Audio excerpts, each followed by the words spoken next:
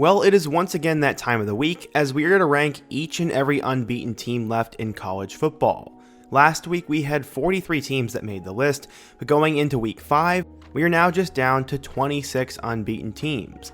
There were a couple of upsets, there were a couple of teams that lost stupid games, and there were a couple of head-to-head undefeated matchups last week, so inevitably the list was going to fall. We may only get to do this video for 1 or 2 more weeks, as once it gets below about 15 teams, there's not really much of a point left. In today's video though, we're going to talk about each and every one of these 26 teams, where they fall on my personal list, and who they play this upcoming week. We're going to add that to the video. But before we get started, if you're a big fan of college football, be sure to subscribe to the channel, leave a like if you didn't support today's video, and let me know what player, team, topic, or situation I can cover next. Now let's get started and rank all 26 unbeaten teams for week 5. Okay, so at number 26 we have the Army Black Knights. No offense, but Army really hasn't done much so far this season, as they beat Lehigh 42-7 in week 1, went on the road and played Florida Atlantic in week 2, and then most recently beat Rice in week 3, 37-14. None of those wins really pop off the page, and this weekend they play on the road against Temple. The Owls aren't exactly that good either, and while Army can continue to stay at 4-0, and while Army can continue to stay on this list, they don't really have many wins on the slate that could help them move up. Okay, so before we get back to the rankings, let's hear a word from today's sponsor. Are you looking to up your game in the sports betting world? Well, meet OddsJam.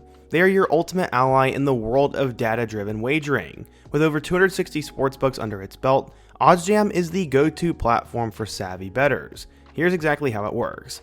OddsJam has a great arbitrage tool that scans the market in real time, spotting differences in betting lines across various sports books. This means you can lock in risk-free profits by betting on both sides of the market. But that's not all. OddsJam also provides a positive EV calculator to optimize your bets and a handy bet tracker to monitor your profits. By using OddsJam, you're not just getting smarter, but you're betting more responsibly for long-term profitability. And here's the kicker. They offer a 7-day free trial. Are you ready to give it a shot? Well, if you are, use the code FISHER35 for a 35% off discount code for your first month. Be sure to secure your bets with confidence and make informed decisions with OddsJam. Honestly, it's probably a lot more fun, and be sure to sign up for your free trial as it really helps out the channel. The same thing can be said for our next team, the Navy Midshipmen. In week 1, Navy ended up beating Bucknell 49-21, and in week 2 they beat Temple 38-11. This past weekend they got one of the biggest wins of any group of 5 team as they beat Memphis 56-44. This was heartbreaking for the Tigers, as I honestly thought Memphis had a real shot at being the best group of 5 team in college football.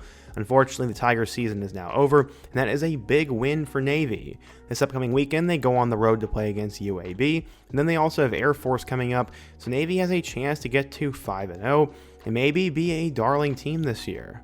Alright, so next up we have the Liberty Flames. Jamie Chadwell has one of the worst schedules in all of college football, which makes Liberty a little bit unsufferable to watch. I like Caden Salter and I like the Flames, but my goodness, they play a terrible schedule.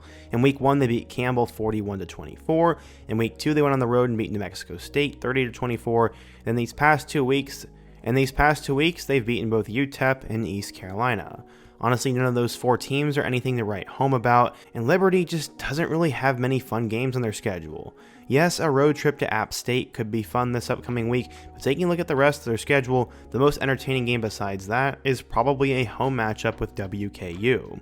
If Liberty ends up going 12-0, it's honestly going to be hard to pick them over an 11-1 team, because they didn't even challenge themselves. Still though, they could have an undefeated season, and things could be special for them. After Liberty, we have to talk about UCF. UCF is doing pretty good as they've moved on to the Big 12, as so far they've beaten New Hampshire and Sam Houston State. Those 2 wins didn't really mean anything, but in week 3 they went on the road and beat TCU. While TCU probably isn't as good as I thought, they did win that game by 1 point, and that is a Power 5 road victory. This upcoming week they will play against Colorado, and that actually could be an underratedly really fun game to watch. After that they then play Florida, I didn't even know they played, and that one also could be entertaining. UCF I think is slowly building a monster. From there it starts to get a little bit tougher to rank these teams, and first team I'm going to talk about is Ohio State. I know Buckeyes fans are super annoyed and they were mad in my last video, but again, my list is based on who you've beat. Ohio State has only played 3 games, and all 3 were at home against teams projected to finish at the bottom of their conference. I don't really care that they dominated all three of them, they haven't played anybody yet. Until Ohio State actually plays a decent opponent, there's no reason for them to be ranked ahead of teams who've won the same amount of games or have more impressive victories. If this was a power rankings video, I'd have Ohio State in the top 5, but it's not. It's based on who you've played, and that is why Ohio State is stuck towards the back of the list. I do not reward crappy scheduling. Staying in the Big Ten, we have to talk about the Rutgers Scarlet Knights. I was a little bit harsh on Rutgers last week. I said they were going to lose to Virginia Tech, and they ended up proving me wrong. After beating Howard 44-7 in Week 1, the Scarlet Knights beat Akron 49-17 in Week 2, then this past week beat Virginia Tech 26-23. While they were leading most of the game, they almost blew it in Blacksburg. Luckily, they picked off Kyron Drones at the end of the game, and Rutgers is now 3-0, and they have a huge matchup against a good Washington team, and that one should be a thriller. We'll find out real quickly if Greg Schiano's Knights are for real. From there, we have to talk about James Madison. Originally, James Madison probably would have been third to last on the list, but this past weekend, they put up something historic. After beating Charlotte 30-7 in Week 1, they go and beat Gardner-Webb in Week 2 13-6. In Week 4, they ended up going on the road and beat North Carolina. They won 70-50. No, this was not a college basketball game, this was in fact a college football game. The score could have been even worse, as James Madison had over 50 points at halftime, and the Dukes are proving that they are still a good program, despite Curt Cignetti being over in Indiana. I'm not quite sure if this reflects on how bad North Carolina's defense was or how good JMU is, but either way, that's embarrassing for UNC. And looks like JMU's headed in the right direction, and with their schedule, maybe they could end up making the playoff after all. Going over to the ACC, we have to talk about the Duke Blue Devils. After beating Elon in Week 1 26-3, Duke got that impressive victory in Week 2, going on the road and beating Northwestern in overtime 26-20. After struggling with UConn, they then went on the road and beat Middle Tennessee State 45-17. So far, the Blue Devils are 4-0 with a road victory against a Power 5 team, and they've also won comfortably in most of their other games, so that's why I have them ranked here. And with North Carolina this upcoming weekend, they could end up being 5-0 for a showdown with Georgia Tech. Manny Diaz could be building something special right now in year 1 at Duke, and maybe the Blue Devils are better than we thought. Ranked right after Duke is the Indiana Hoosiers. In year 1 under head coach Curt Cignetti, no one expected Indiana to do this well. They beat Florida International 31-7 and then destroyed Western Illinois 77-3. Week 3 was the real shocker as they went on the road to UCLA and won 42-13. At first I thought UCLA was just an absolutely terrible team this year, but the Bruins actually played decent against LSU on the road, so maybe they aren't as bad as we think, and Indiana actually had a decently impressive road victory. Curtis Rourke is playing like one of the best quarterbacks in college football right now, and he showed that this week again against Charlotte as they won 52-14. Indiana has a huge showdown with Maryland this upcoming Saturday, and they honestly could be the surprise team in the Big Ten if they can keep this up. The next team on the list is the Iowa State Cyclones. Some people were ready to write Matt Campbell off, but so far in 2024, the Cyclones are back on the right path. After beating North Dakota in Week 1 21-3, they ended up starting out terribly against number 21 Iowa in the Cy-Hawk Trophy game. Luckily, Rocco Becht and company ended up leading them back, and they won 20-19. This past weekend, they survived a game against Arkansas State 52-7, and now they are 3-0 going into a road game against Houston, who's looked really bad.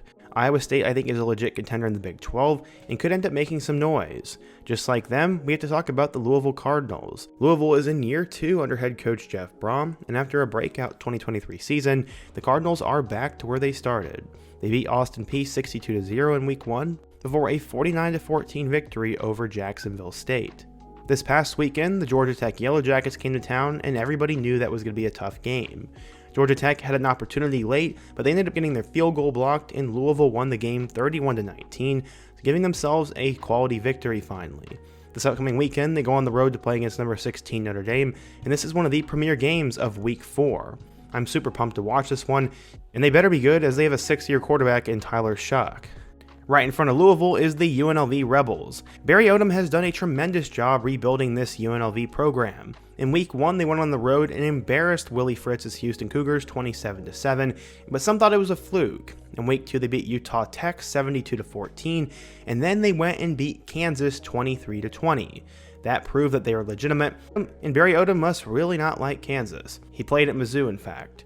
While the Rebels were off last week, they'll play against Fresno State and Syracuse these next 2 games, so we'll find out if they can continue their hot streak and if they can beat a third Power 4 team. Despite being in the 2-team Pac-12, Jake Dickert has done a tremendous job with Washington State. No one really was thinking about the Cougars, and no one thought they would do anything, but so far he has them 4-0 in 2024. After beating Portland State 70-30 in Week 1, they'd beat Texas Tech 37-16 in Week 2. In Week 3, they'd upset Washington in the Apple Cup game, and they'd win that one 24-19. Then this past week, they survived against San Jose State 54-52. So far, Dickert's Cougars have 2 wins over Power 5 teams. They're 4-0, and they'll go on the road to play number 25 Boise State this weekend in what could be a thriller. Talking about a former Pac-12 team, we now get to talk about the Oregon Ducks. Dan Lanning has done a tremendous job rebuilding Oregon, and so far they've done pretty well. While they did kind of have a scare against Idaho 24-14 in Week 1, they've beaten 2 quality opponents since. They beat Boise State 37-34 in Week 2 and held off Ashton Genty. Right now the Broncos are ranked number 25, so that was a quality win. After that, they played in the Civil War game against Oregon State and won that game handily 49-14. This upcoming weekend, they will play against the UCLA Bruins, and while UCLA did look better against LSU, there's not really any real reason for me to think UCLA pulls this upset off, and I think Oregon will also beat Michigan State before an undefeated matchup with number 3 Ohio State, which could be a huge game in the Big Ten. Coming in right after Oregon are the Penn State Nittany Lions.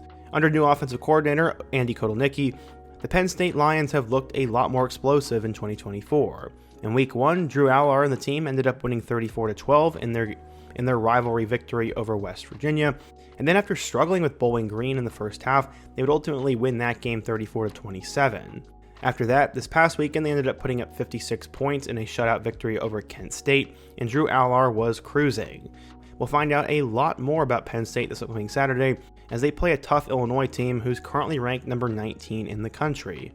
Right after Penn State, we have the Alabama Crimson Tide. After beating Western Kentucky 63-0, Jalen Milroe and the Alabama Tide have continued where they left off, and Kalen DeBoer has Tuscaloosa fans extremely excited. They ended up struggling a bit with USF in Week 2. But then they'd put that game away 42-16, and then in Week 3 they ended up destroying Wisconsin 42-10. That Wisconsin game originally had a little bit more weight to it, but I really think the Badgers are going to end up missing a bowl game this year, and that's why I have Bama ranked where they are. But if they can stay undefeated after this week, they'll have a chance to jump up to number 1 if they can beat Georgia. We now get to our last 10 teams. Lane Kiffin has done a great job in making Ole Miss a monster right now, and they are operating on high octane. Led by Jackson Dart, they got off to a 76-0 victory over Furman in Week 1, beat Middle Tennessee State 52-3 in Week 2, and then destroyed Wake Forest on the road 40-6 in Week 3. This past weekend, they beat Georgia Southern 52-13, and no offense, but Ole Miss still really hasn't done anything. I'll give them credit for a Power 4 road victory against Wake Forest, but they haven't really played anybody, and we won't really know that much more as they avoided many of the top teams in the SEC. The toughest game left on the schedule is going to be Georgia in mid-November, and maybe even that LSU matchup in mid-October. And number 9, we have the BYU Cougars. They ended up making a jump up the list, as after beating Southern Illinois in Week 1, 41-13, they ended up beating SMU in a wild Friday night showdown. They won that game against the Ponies 18-15, and then went on the road and beat Wyoming 34-14. BYU's resume was alright, but then this past weekend, they destroyed number 13 Kansas State 38-9. They made Avery Johnson and the Wildcats show their youth, and BYU right now looks like a solid football team. They'll play Baylor on the road this upcoming Saturday, and while that could be a trap game, BYU could be the Cinderella of the Big 12 in 2024. At number 8, we have the Missouri Tigers. Yes, I'm very aware that Mizzou almost lost to Vanderbilt this week. I'm a diehard Mizzou fan, and that game had me sweating. After shutting out both Murray State and Buffalo 51 and 38-0 apiece, they ended up beating the number 24 Boston College Eagles 27-21 in Week 3. There were some concerns in that game, but they pulled it out in the second half. The Vanderbilt game, on the other hand, didn't really have much life to it. Mizzou's passing game is still very problematic, as after a couple of dumb coaching mistakes and just stagnant offense, Vanderbilt hung around. The game ended up going to overtime, where they quickly would trade touchdowns. Ultimately, Mizzou would kick a field goal, and then Vanderbilt would hook one to the left, and Mizzou survived 30-27. Right after Mizzou, we have Pitt. I think Pitt ended up falling a couple of spots, and that's because they played a really bad team in Week 3. And that's because they played a really bad team in Week 4. After beating Kent State 55-24 in Week 1, Pitt ended up having a tremendous 2-game stretch in which they played old Big East teams. First, they went on the road and played Cincinnati, and after trailing for most of the game, ended up kicking a game-winning field goal and won 28-27, and that Cincinnati win is looking better each week. They then went home and played West Virginia in a rivalry game, and won that game 38-34. This past weekend, they put up 73 points in a victory over Youngstown State, and now they will be off before traveling to North Carolina. They then play Cal and Syracuse, and right now, Pitt, in my opinion, could be that dark horse team that makes a run at the ACC title. After Pitt, we have the Utah Utes. Kyle Whittingham honestly does the same thing every year. He beat up on Southern Utah 49-0 in Week 1, beat Baylor 23-12, and then they went on the road and beat Utah State 38-21. The Cam Rising situation was the big topic in Week 4, and ultimately Isaac Wilson got an opportunity to continue to play. They ended up going on the road and played number 14 Oklahoma State, and their defense caused fits. Alan Bowman was benched, and Garrett Rangel didn't look any better, and Oklahoma State made the score close at the end, but Utah was the better team for the whole 60 minutes. Now at number 5, we have the Miami Hurricanes. This year, Miami finally looks legit. Cam Moore, Damian Martinez, and Xavier Restrepo have a very awesome offense, and they went and beat Florida 41-17 in Week 1, embarrassing Billy Napier. In Week 2, they beat Florida A&M 56-9, and then destroyed Ball State 62-0 in Week 3. This past weekend, they're expected to play a trap game against Alex Golesh and USF, but ultimately, they ended up dominating, winning 50-15, and Miami really does look like the best team in the ACC. While Virginia Tech has had 2 dumb losses recently, they're still a talented team, and could end up causing issues for Miami. Honestly though, it probably won't happen, and that game against Louisville could end up being a huge showdown. So ranked right ahead of Miami, I'm going to have the Illinois Fighting Illini. They made a pretty big jump on this list as well.